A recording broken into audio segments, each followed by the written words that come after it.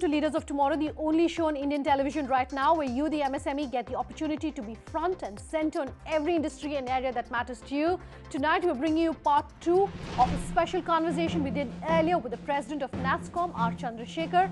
My colleague Samriti Grover caught up with him. Here's what he had to say.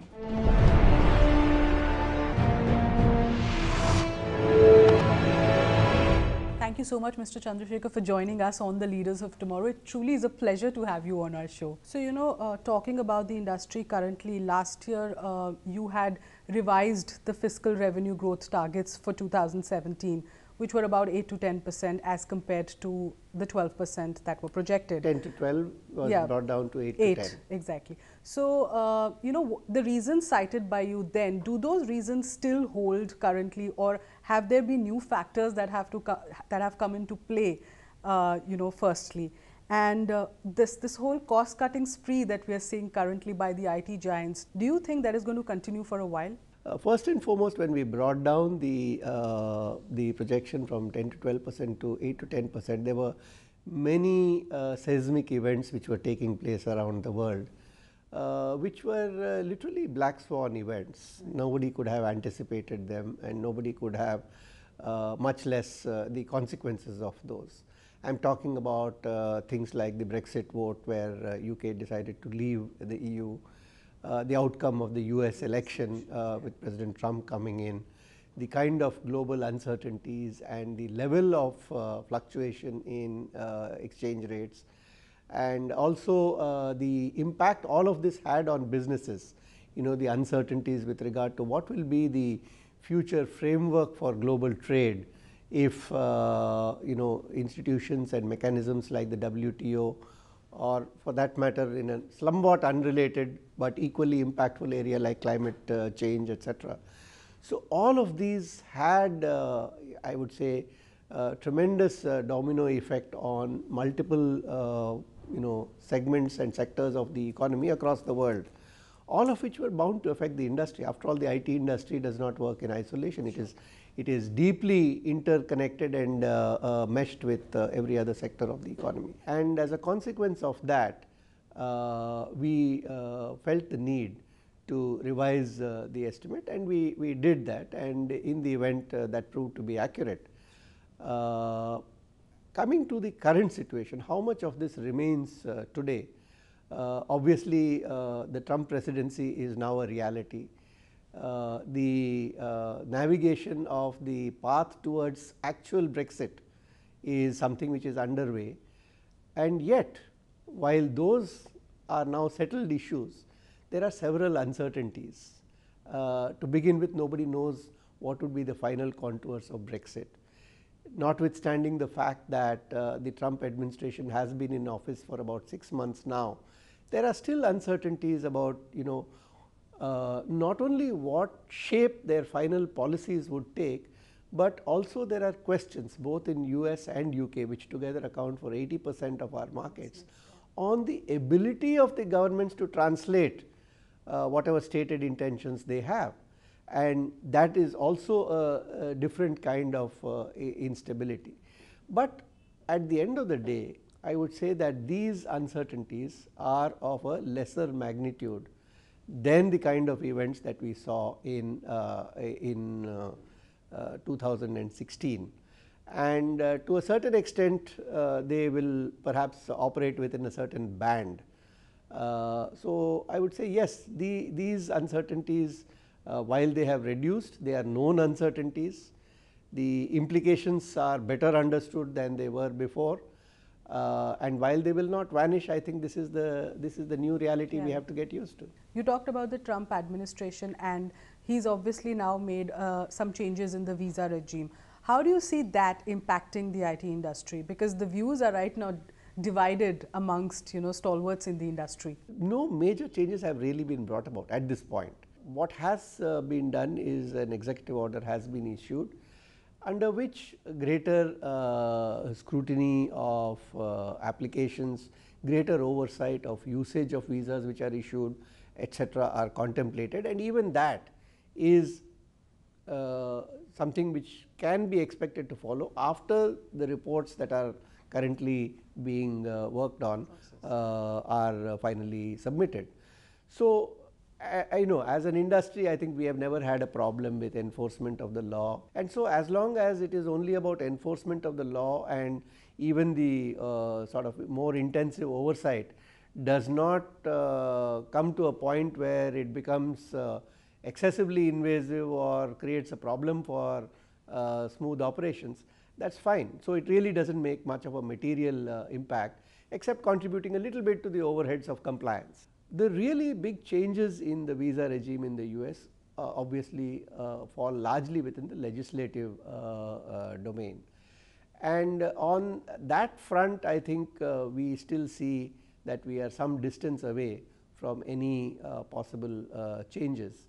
And I think there is a clear understanding that the US itself does need highly skilled workers, that they are definitely not an economy which is self-sufficient in highly skilled workers. So, while we have no problem with the requirements or the intent, policy intent that qualified local workers should be hired first, it is also obviously an imperative for the economy to bring in talent to the extent that there is a deficit.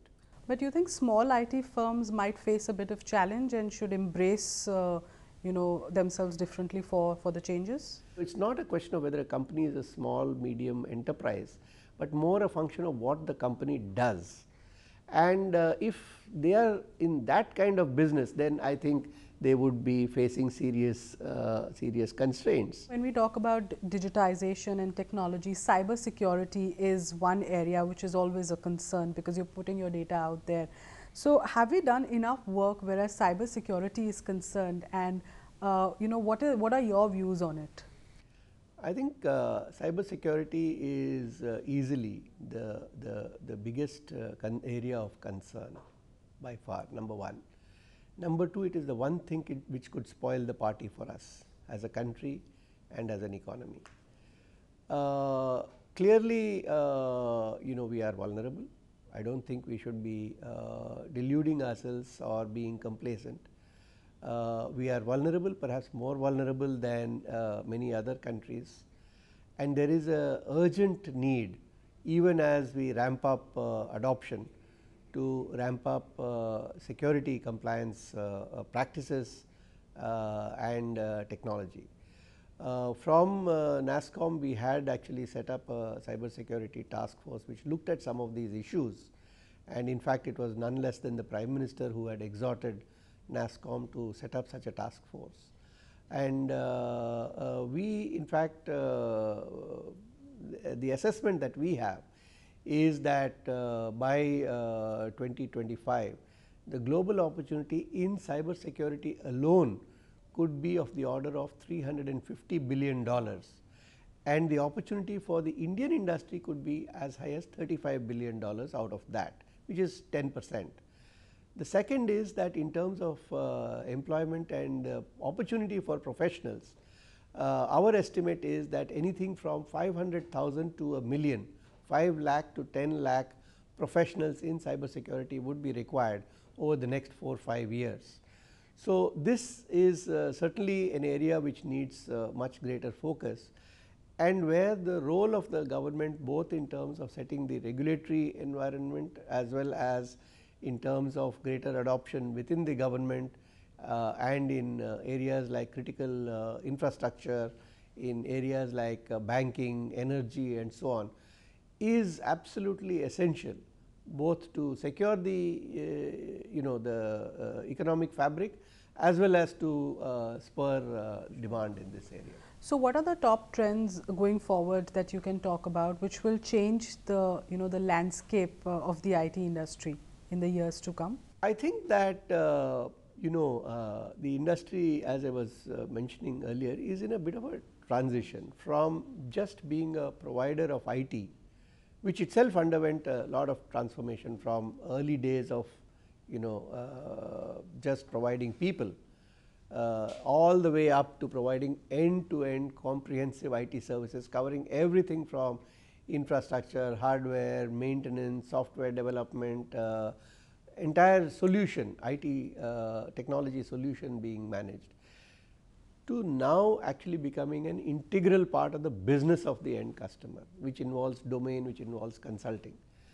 So, I think building those capabilities and building teams which are focused and specialized in certain verticals of business, where let us say if an energy company is talking to an IT company, they should actually feel that they are talking to energy specialists, not to IT specialists. So, the best technology, as somebody said, is that which is not visible, which is not felt. So, it's an end-to-end solution. Absolutely, it is end-to-end solutions, and it is about being able to interact at the level of the business. I think that transformation is what the industry is going through and needs to accelerate. It is a bit of process, it is a bit of business, it is a bit of change management, it is a bit of culture. So, all of these together constitute the essence of consulting in this space. And the last part is that even after all of that, at the end of the day, if you have done all of that successfully, you are only at the same level as your competitor, because technologies are the same for everybody. But what gives you the edge and what puts you a notch higher than your competitors is if there is a bit of innovation, either in terms of technology or in terms of the process or the business practice. And that is where the innovative part of the industry contributes hugely to the value that Indian industry delivers to its customer. Sir, you interact with obviously technology companies of various sizes. Do you see the mindset changing now for companies, not only as startups, because they say innovation is propelled, usually they say within budding entrepreneurs or among startups, but even the bigger giants thinking differently completely as they are embracing technology? I think it is a fascinating mix actually, if you look at it. It is straddling multiple worlds at the same time in terms of the mindset of people, their behavior, their expectations, their worldview. So, you of course have the millennials who are the most talked about, who bring a very different set of skill sets, imagination, innovation and work and play habits. And you have an older, wiser, more experienced set of people who have also achieved success in their own domain. So, you have a very different kinds of people. Second is, if you look at the companies, you have IT services companies, you have BPM companies which have been around for a long time. But you also have internet, mobile, e-commerce and the product companies and the engineering and the R&D companies, many of which are small and startup companies as well. So, they function very differently, their DNA is different, and even as a trade body, I think we do have our challenges in terms of being able to relate equally and adequately to all of these different segments. So, when all people who are highly talented, but in very different facets of human endeavor come together, then I think that as long as you have a respect for the other person's competencies, it makes for a very interesting workplace. Well, hold that thought, sir. It's time to take a quick break. When we return, we talk more to R Chandrasekhar from NASSCOM.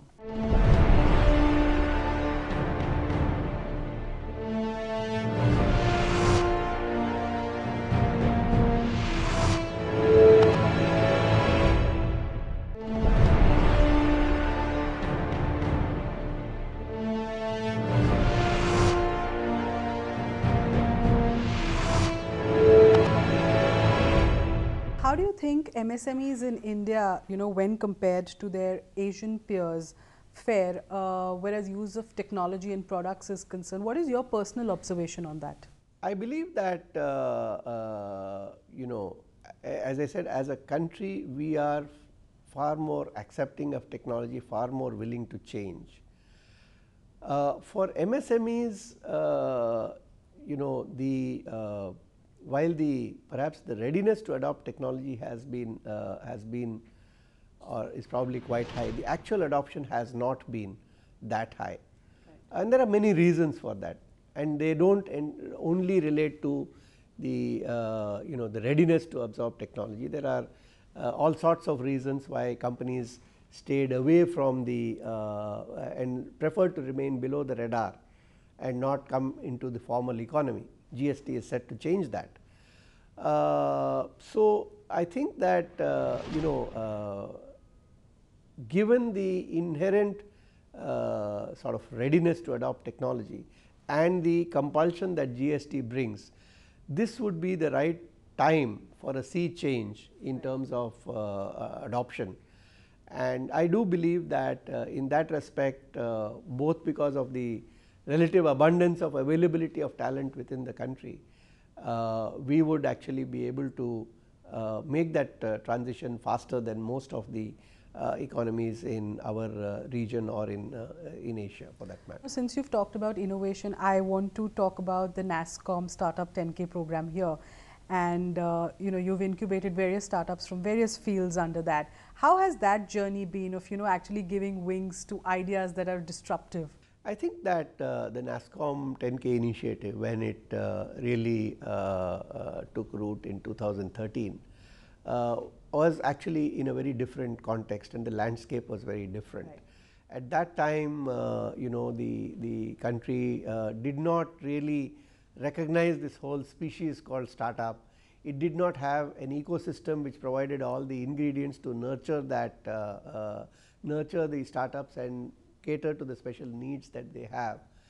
And therefore, the initiative helped in really getting governments, VCs, angel investors, and all of them to really come together and focus on the startups. It enabled a number of incubation centers, which we call warehouses, to be set up in a collaborative mode. But today, if you look at the landscape, today the landscape is very different from what it was in 2013. Today you have a lot of players who are providing incubation and incubators and accelerators. Sure. The number of VCs has only been increasing with every passing year. The angel investors, I think, is witnessing a huge jump. As if my memory serves me correctly, as much as a 30–40% jump in a single year in terms of the number of individuals, and the number of programs with foreign countries and with in collaboration with other agencies also has multiplied. So recognizing that, I think NASSCOM's value has always been to look at what are the gaps and fill the gaps and move to the next stage of evolution, right. Not the previous stage. So now we see a need that while all these pieces are there, these are again functioning in their own kind of silos. Funding has one kind of issues, angel investment has one set of issues, regulatory has a different set of issues, infrastructure has a different set of issues. So we are trying to actually bring together all of these to a single sort of platform. So what is the kind of impact that the Startup 10K program has made on startups and new businesses that have come to you? I think that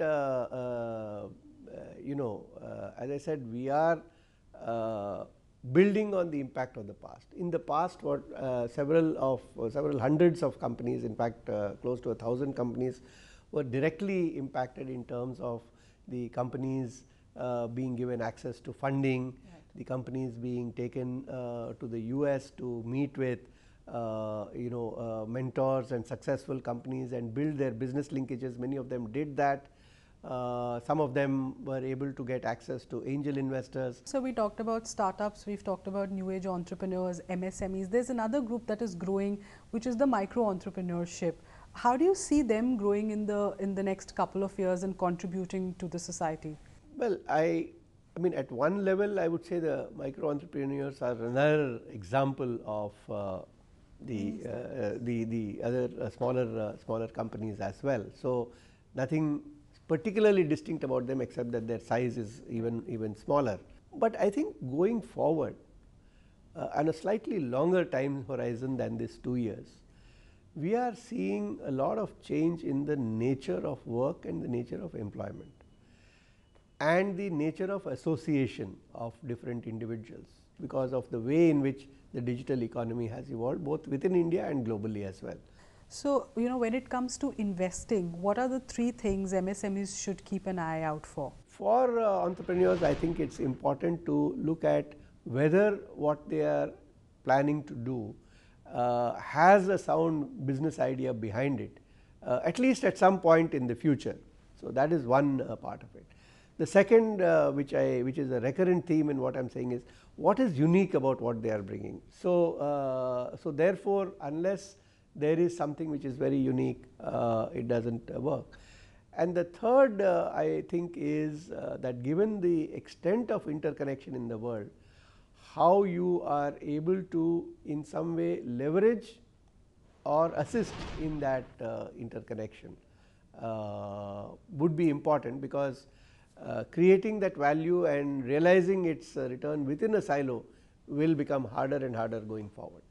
So, my final question, what is that one piece of advice or words of encouragement you would like to give to our MSMEs and the entrepreneurs? I think that for the MSMEs, I can say, from the bottom of my heart, that there's probably never been a better time for the MSMEs in this sector, because your ability to access funding, to access the markets and to really scale up has never been higher. The readiness of the ecosystem in terms of consumers who are ready to adopt and absorb technology and use your product or solution has never been higher. So, really the only thing that holds you back is the power of your idea, your ability to execute that idea. I think that is where a lot of the entrepreneurs perhaps need to really focus on, because it is not just your ability to execute something, it is also about looking at real problems in the real world which are affecting a large number of people. That is what makes for a scalable product.